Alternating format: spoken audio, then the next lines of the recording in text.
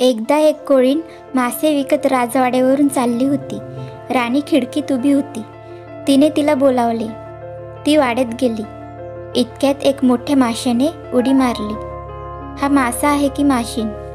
मला माशीन हवी. त्याबरोबर तो मासा मोठमोठ्याने हसला. कोळीण म्हणाली, हा मासा आहे, आणि ती पुढे निघून गेली. राणी रागारागाने आपल्या महालात गेली. संध्याकाळी देखील ती फुरंगटलेलीच होती. राजा आला तेव्हा तिला म्हणाला, तुला काय झालं?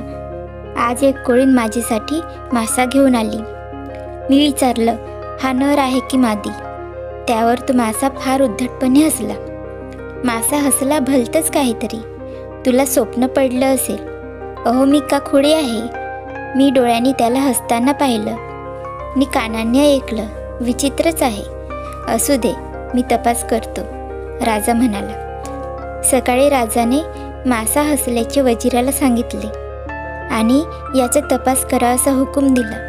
वजीर हो म्हणाला, पण यात यश यायचे नाही हे तो समजून चुकला. 5 महिने मासा का हसला याचे कारण तो शोधित होता. त्याने भेटेल त्याला विचारले, पण उत्तर मिळाले नाही. आता राजा आपल्याला जिवंत ठेवीत नाही हे वजिराला कळून चुकले. पण त्याच्या आधीच त्याने आपल्या मुलाला तू तरी याचा शोध कर म्हणून बाहेर पाठवले. मुलगा हुशार होता. हिंडता हिंडता एका शेतकऱ्याशी त्याची दोस्ती जमली. वजिराच्या मुलाने त्यालाही बरोबर घेतले. चालता चालता वजिराचा मुलगा म्हणाला, आपण दोघांनी एकमेकांना उचलून धरलं तर प्रवास छान होईल नाही? म्हाताऱ्याला त्याचा बोलण्याचा अर्थ कळला नाही. वाटेत त्यांना एक शेत लागले. ते पाहून मुलगा म्हणाला, हे शेत खाल्लेले आहे की नाही हे ऐकून हा खुळा आहे असे म्हाताऱ्याला वाटले. पुढे त्यांना एक मोठे गाव लागले.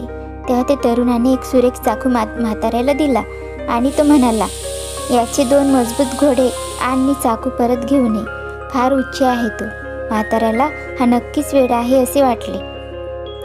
ते गावातल्या बाजारात हिंडले, मग मशिदीत गेले, पण कोणी त्यांना विचारले नाही की पुसले नाही. बाहेर आल्यावर तो तरुण म्हणाला, किती मोठे मशान आहे हे. म्हाताऱ्याला या खोड्याबरोबर आपण कुठून आलो असे झाले. पुढे दोघे मशानात गेले. तिथे थडग्याजवळ मृत्यांच्या नावाने लोक रोट्या वाटीत होते. यांनाही त्यांनी दिल्या. तेव्हा तरुण म्हणाला, किती सुंदर शहर आहे हे. या खोड्याचे काय करावे ते म्हाताऱ्याला समजेना.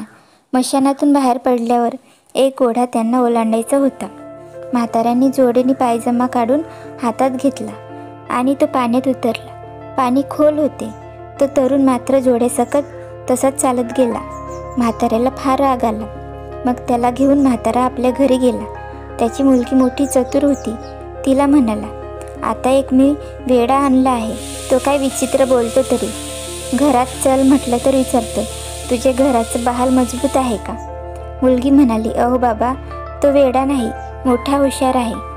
त्याचं म्हणणं असं की माझ्या खाण्यापिण्याची सोय करायची.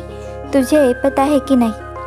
पण वाटेत तो आपण एकमेकांना उचलून घेतलं तर वाटेत शीण येणार नाही असं म्हणाला. बाबा, त्याचा अर्थ आपण एकमेकांना गोष्टी सांगितल्या तर प्रवास मजेत होईल हे खरं, पण शेत पाहून हे कुणी खाल्लं आहे का असं त्याने विचारलं. बाबा, त्याचा अर्थ मालकाने हे शेत गहाण टाकलं आहे का असा आहे. गहाण टाकलं असलं तर पीक धनकोकडे जाईल.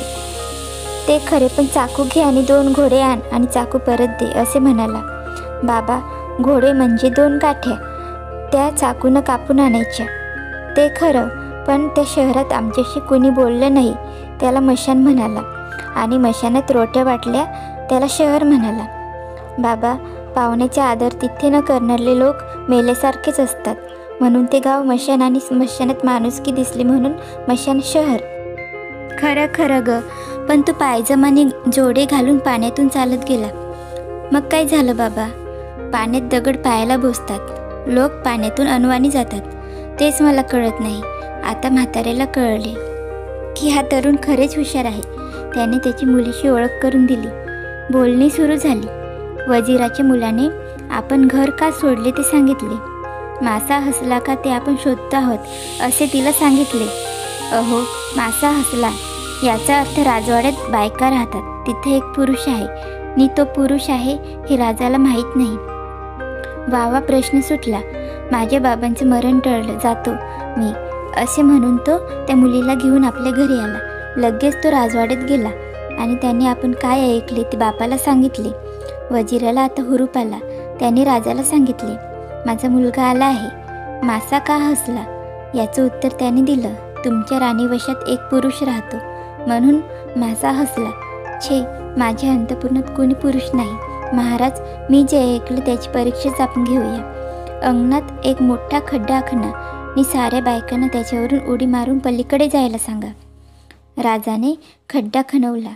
राजवाड्यातले सारे बायका आल्या, पण फक्त एका बाईशिवाय कुणालाच उडी मारून पलीकडे जाता आलं नाही. उडी मारून गेलेले माणूस बाई नव्हती, तर बाईच्या वेशातला पुरुष होता. आता राणीचे समाधान झाले आणि राजाचे पण झाले. वजिराच्या मुलाचे लग्न शेतकऱ्याच्या मुलीशी झाले आणि त्यांचा संसार सुखाचा झाला. ही कथा कशी वाटली ते कमेंट करून सांगा आणि अशाच नवीन नवीन गोष्टी ऐकण्यासाठी चॅनलला सबस्क्राईब करा. धन्यवाद.